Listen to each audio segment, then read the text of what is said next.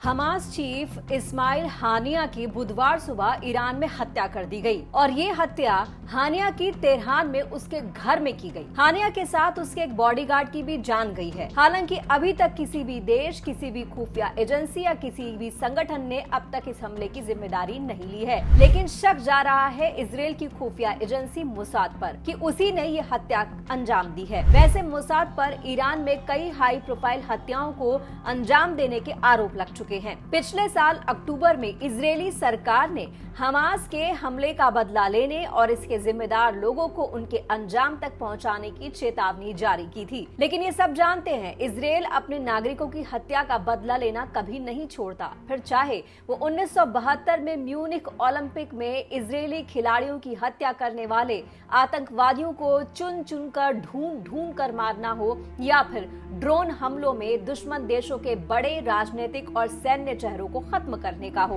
Israel का दुश्मनों पर कार्रवाई करने का पुराना रिकॉर्ड रहा है और उसके इन मिशंस को अंजाम देने में सबसे आगे रहती है उसकी खुफिया एजेंसी मोसाद। इसके बारे में थोड़ा बता देते हैं। मोसाद का हिब्रू में पूरा नाम है central institute for intelligence and special operations. वो अमन और शिनबेट के साथ साथ इजरायल के 3 प्रमुख खुफिया संगठनों में से एक है। मोसाद का काम है विदेशी खुफिया जानकारी को जुटाना, उनका विश्लेषण करना और सीक्रेट ऑपरेशंस को अंजाम देना। मोसाद बदला लेने के लिए दुश्मन को उसके घर में घुसकर मारते हैं। ये सिलसिला शुरू हुआ था 1972 में ऑपरेशन रैथ फॉर गॉड से। तब पहली बार इजरायल ने खुले तौर पर अपने दुश्मनों को खत्म करने का ऐलान किया था, जब म्यूनिख ओलंपिक के दौरान कुछ फिलिस्तीनी आतंकवादियों ने जर्मनी में ही 11 इजरायली खिलाड़ियों को मौत के घाट उतार दिया था। इस घटना के बाद खुफिया एजेंसी मोसाद ने बदला लेने के लिए ऑपरेशन रैथ ऑफ गॉड चलाया था। इजरायल ने म्यूनिख हमले के पीछे रहे ब्लैक सितंबर संगठन के एक सरगना को ढूंढ कर मारा था।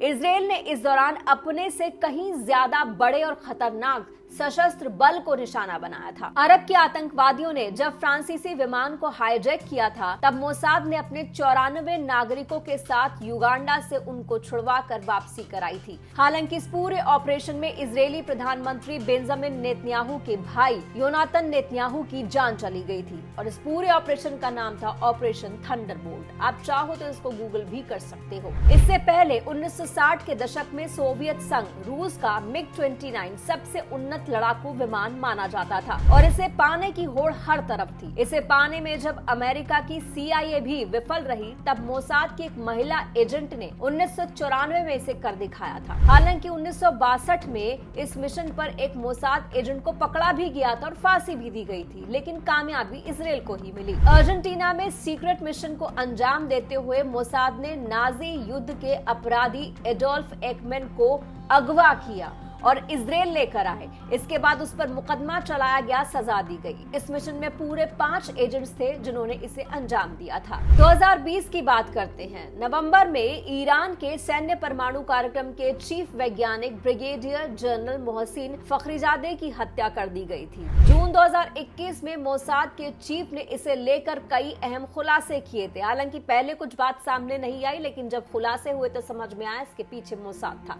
इसके अलावा मोसाद ने अमेरिका के लिए ईरान में घुसकर अलकायदा के नंबर 2 आतंकी अल मसरी को मार गिराया था। फिर ईरान में घुसकर आतंकी अबू मोहम्मद का खात्मा किया था। फलस्तीनी नेता यासिर अराफात के राइट हैंड खलील अल वजीर को भी ट्यूनीशिया में टूरिस्ट बनकर गए मोसाद के एजेंट ने परिवार के सामने ही 70 गोलियां मार दी थी। अपने ही देश के परमाणु कार्यक्रम की जानकारी लीक करने वाले बागी वैज्ञानिक वनूनू को पकड़ने के लिए मोसाद ने अपनी कातिल जाबाज हसीनाओं का भी इस्तेमाल किया था। उसने हनी ट्रैप में उन्हें फंसाया और वापस इजरायल लेकर आई। इजरायल देश भले ही साइज में छोटा है, लेकिन जिगर में बहुत बड़ा है। न किसी से डरता है, न दबता है, अपने देश के लोगों की रक्षा करता है और वक्त आने पर अपने लोगों और देश को नुकसान पहुंचाने वालों को ठीक से ठिकाने भी लगाता है। इस खबर में इतना ही। आपकी जो भी राय हो कमेंट बॉक्स में जरूर कहिएगा। नमस्कार।